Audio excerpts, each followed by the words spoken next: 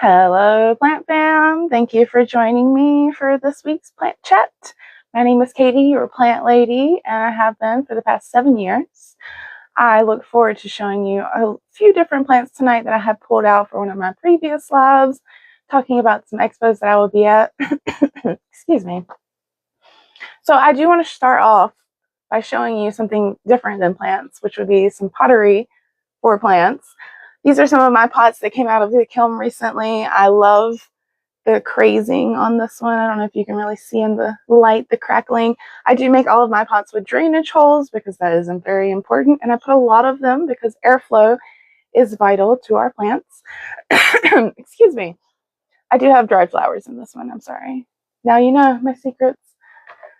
I do have another one, and this is like a beautiful starry night glaze that I created by mixing 2 different glazes. Drainage holes, always important. And I've got a few other whimsical, fun little things that came out beautifully. So if you are able to join me for an expo or a show or an event that I'm attending, I would love to meet you. Always love seeing my customers and them showing me their years of plants that they have purchased from me and how they've grown. That is one of my favorite things, as well as my kid customers. My kid customers are awesome. They make me believe and have hope for the world, truly. Now, this is a pretty one that I pulled out to show tonight. This is a Friendship Leah. And not only does it have a really cool pattern and texture, these are like soft brown little veins in there. Very fun, but they're pet friendly. Pet friendly is very important. I always try and keep something pet friendly because I have a lot of customers with chompers, whether it be dogs or cats or children or anything that chomps. We always want to know something is non-toxic. This is another pet-friendly option, also one of my personal favorites. It is a lipstick zebra vine, but truly the backs of this plant are where it's at and what does it for me. Now these will bloom, and their blooms, spoiler, look like lipstick tubes. I think that's where it gets its name.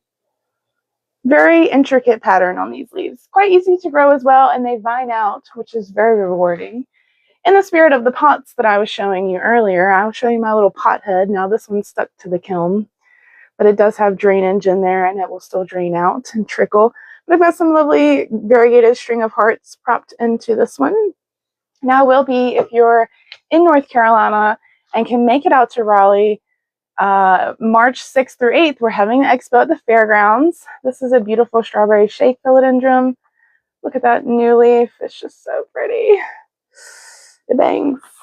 Those are some of my favorite philodendrons. Philodendrons are just great overall, but I love the variegation on those because they're pretty steady for me. I have a good run with them. Now this is a really cool low light plant.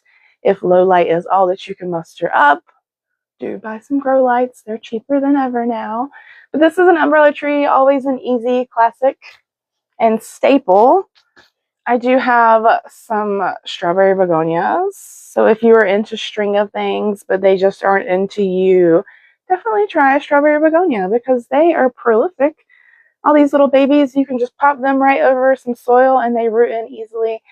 They also have beautiful foliage. String of things lovers, if they don't love you back, try the strawberry begonia. I love it. Now this Florida Ghost philodendron I have already sold, but look how beautiful this mature leaf is right here. A lot of our philodendrons, they come in small. Their leaves haven't matured to their mature version of the leaf itself. A lot of leaves will change shape. They'll even fenestrate, and that's what we call it when there's holes in it, like the Swiss cheese or the Monstera dolosia. Anytime you have a split or a hole, it's called a fenestration. Monstera perus, I've got a few of these small guys. Very lovely textured leaves as well. And they vine out or climb, whatever you're digging that day. A couple of micans I have in. They're always a classic. Like I said, we'll be at the expo on the 1st of March in Raleigh. It's going to be a great time there. If you've never been out to a plant expo, you definitely want to go because so many beautiful plants are there. Plants you'll probably never see because they're not native here. And just huge plants. Sometimes you've never seen the mature version of these plants and they will have them on display at the expos. It is stunning. You don't even have to spend a lot of money just to have a really good time. Now this is a money tree. I only sell the stumps. I don't sell the braids because they are just trouble. And I don't believe I've ever had anyone tell me that they've had a braid for 10 years without dividing it up and trying really hard to make it survive. Have you had a money tree braid? How long did you have it? Is it still alive? Do let me know. Now I'm just puzzled. But yeah, I've only ever sold the stumps. They do really well for me. Money trees are a classic you will want to have. I do have a few carnivorous plants. This one did not travel well, so it doesn't have very many pictures. This is a little dried up picture guy there. But it does have some new guys coming in. I love carnivorous plants. I do. And I swear by them for fungus gnats or like anything. I love them. Now, during the season, I'm putting them outside and they're getting like bright, full sun. And they're staying in puddles and wet, or ideally that's what they're doing. And they do great. Love the carnivorous plants. Love to see bugs be eaten. This is also a really nice plant to have if you're a beginner. Syngoniums, very easy. And they grow in like a bushy vine-like habit. Very easy to propagate as well. This one has beautiful, intricate foliage. Let's see, I have another syngonium. They're also commonly called arrowhead plants. This is a confetti. Some beautiful splashes of pink in there. Love the way that those look. Let's see, I think I do have a white fox back here. It's another type of syngonium. Love the creamy green color on these. Very easy to keep, medium to bright and direct light. And really you want to give your plants a bit of time to dry out after you've watered them. Ideally, you water a plant and then within the next 2 to 3 days, it's showing signs of drying out. And that is ideal because plants like equal pore space of air and water. Who knew? They like to breathe. They do, down there in the soil. And if you've got potted plants and they're not potted out outside in the ground where all those ground soil critters are making those pore spaces for the air and water, then your soil is going to be very soggy. So use some perlite and that will really help air out that potting soil. Most potting soil you buy, it does have perlite in there, but it's not enough. I really like a starry night effect, whereas there's so much perlite in the soil that it looks like a starry night. And this money tree is a good example. You see how much perlite's in there? That's what you want to go with. Now, really, that's just my simple go-to potting mix. People will make potting mixes like they make spells. So if you're using something and it's working out well for you, go for it. We call those cultural practices in the science world. And if you are doing something and it is doing well for you, it may baffle me as a scientist, but I say keep doing it because you know what you're doing. And we all have little micro environments inside and even outside and even on different sides of the yard. You can have a different micro environment. It's always something. So this is a beautiful Philodendron Deja Vu. See if I can show you a good leaf shape. And this is such a full beauty guy. I love to sell the big philodendrons as well because I really find that they jazz up your empty spaces easily. Philodendrons are great to keep inside.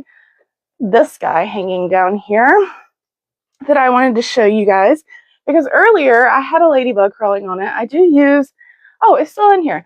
I use ladybugs as a preventative measure for, you know, any type of small-bodied insect like spider mites. They'll even eat mealybugs, just anything like that. They're ferocious eaters for those. I've used them outside on rose bushes for aphids with wonderful results. Ladybugs can really do it.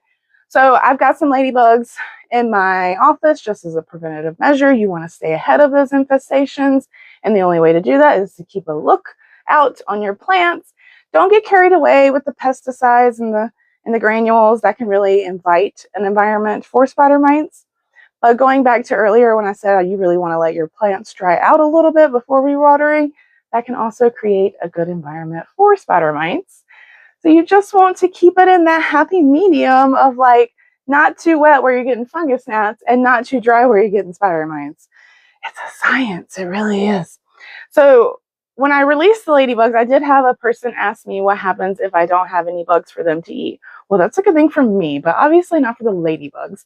Now, the ladybugs, they can go dormant. They'll kind of hibernate if there's no food left or available, but they also will eat pollen and nectar. And as we know, or most of us, philodendrons have some nectar on their stems and leaves. And I bet you that is what this little ladybug, see if I can find him, down in here is doing, eating a little bit of nectar on this beautiful philodendron that I will try to put back down without breaking. So that's just a little bit of fun stuff for you tonight. I appreciate you joining me, and I look forward to talking to you again next week, plant fans.